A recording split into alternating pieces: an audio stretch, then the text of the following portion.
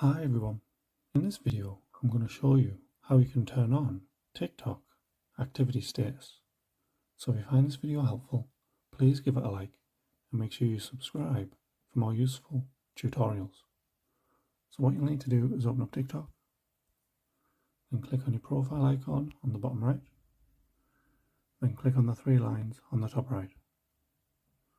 Once you're on here, go to settings and privacy, and you should see privacy near the top.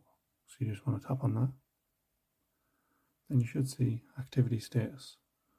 So this will just mean when this is turned on, you and your friends, followers you follow back, will see each other's activity status. You will see each other's activity status only when both of you turn this on. So if you're happy with all that, what you have to do is just toggle that on, and that'll be done for you. Thanks for watching.